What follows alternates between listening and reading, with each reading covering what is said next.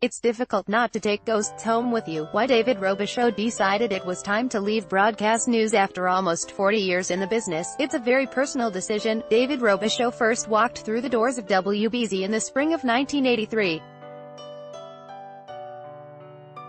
At the time, he was senior at Bridgewater State, participating in the school's internship program with the station. On July 20, the Emmy Award-winning reporter made his exit from broadcast journalism, after 4 decades of delivering news to television screens across Greater Boston.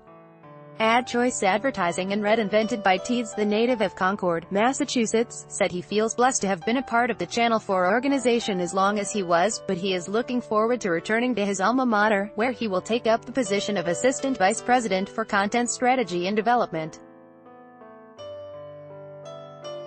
Advertisement. It was an incredibly difficult choice, the 57-year-old Concord resident told Boston.com. In an interview with Boston.com, Robichaud reflected on his time at WBZ, the stories he's proudest of, and what went into his decision to leave the news business. Editor's note: this interview has been edited for length and clarity. Boston.com. You said you started as an assistant assignment editor at WBZ in 1985. How did your career progress at Channel 4? David Robichaud. It was actually a crazy, unconventional journey. What happened was I was an assignment editor for many years. I was at the station Christmas party one year, and I had done karaoke the year before, Barry Manilow. The next year we actually had a band, so everybody asked me to get up and sing with the band. I said, okay, what the heck, so I got up with the band, I sang, After the Love, and it kind of brought the house down. The general manager at the time came up to me after that, and said, we have to figure out a way to get you on TV. What they did is they put a remote camera over the assignment desk where I work, and at 6:55 the anchors would come to me, okay, for a look at what stories we are covering today, let's go in and talk to David Robichaud. That was really how it began, with sort of a glorified tease. A way to tell the viewers what stories were coming up that day. Advertisement. But what happened is it morphed into this very spontaneous, unscripted thing where Suzanne Bates and Joe Shortsleeve and myself would end up talking about whatever current event, sometimes our personal lives, and it took on a life of its own. And because the segment became a very popular part of our morning show, the news director just said, you know what, you've been in news for a while now, would you like to give reporting a try? So what I would do is I would be a regular assignment editor 5 days a week, but on the weekend I would go out with a reporter, do some interviews, do a little writing on the side, and hand in these scripts and these stories that wouldn't make air yet because they wanted to see if I was good enough. And they eventually let me on TV a couple times as a freelance reporter, and then they offered me a contract. And that was in 1995, the first time on the air. I was very blessed to be able to get that opportunity and seize it and keep it going for all these years. What would you say were some of the best parts or best memories of working at Channel 4 over the years? Meeting and working with giants of the industry. People that really inspired me.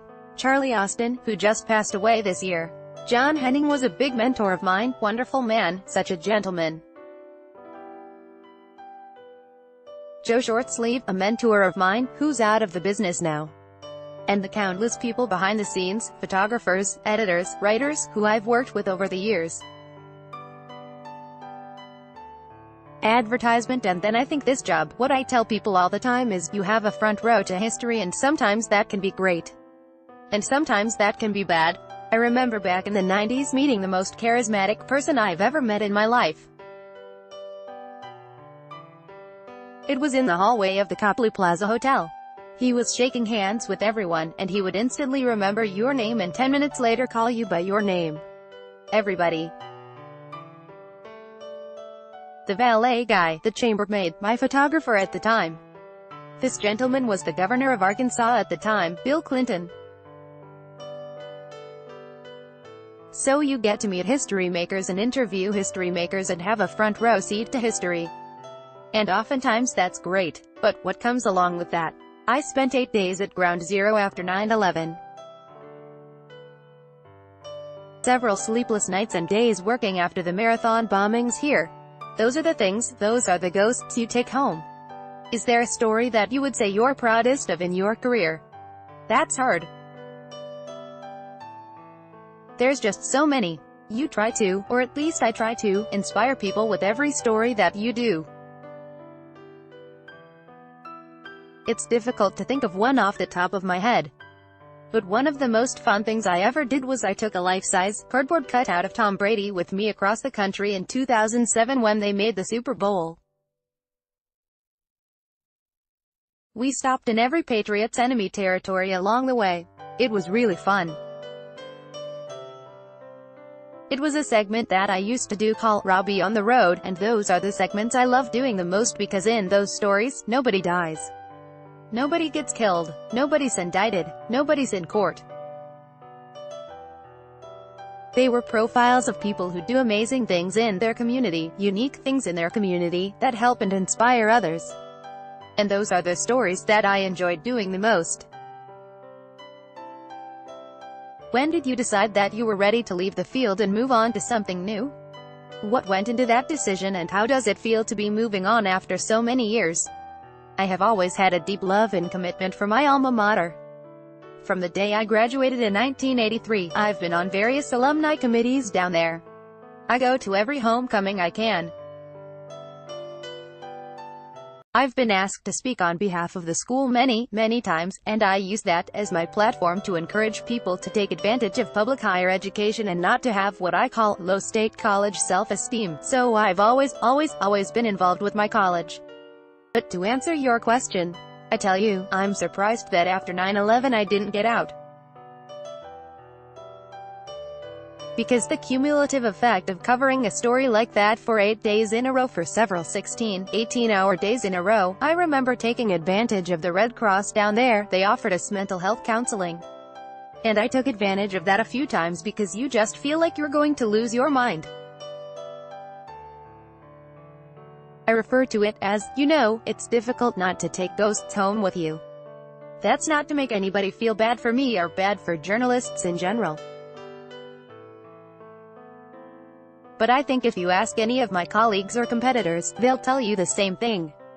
When you're a general assignment reporter, a lot of times you end up doing what I call murder incorporated every single day as you're knocking on the door of someone. Oh, I'm sorry to bother you. It's so tragic that your daughter was killed on prom night. Would you talk to us? Would you show us a photograph of her? The next day, knock, knock, knock. I'm so sorry to hear your son was killed in Afghanistan. Would you share his story with us? Would you talk with us? The next day, knock, knock, knock. I'm so sorry your grandfather was killed by a hit-and-run driver. Are you going to the arraignment of the suspect today? Would you like to talk with us? Over and over and over again. There's a cumulative effect of that, and I never got cynical about it. That's something I'm most proud of. You can't take any life for granted. But after a while it just wears on you. Every one of those stories, my goal was let's make this victim into a person. Let's present to our viewers the story of this person who passed away in such a tragic manner, but let's humanize them. What were their hobbies? What were their joys? What did they accomplish in their interrupted life? Not how devastated their family is, not sensationalizing that. But geez, let's not let this person go out as a statistic.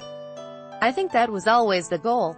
But in the back of my mind, I had to let my bosses know that I can't do this anymore.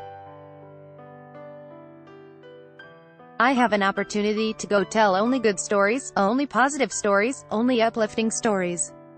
No more heartbreak, no more tragedy, no more bad people doing bad things to good people. I've had enough.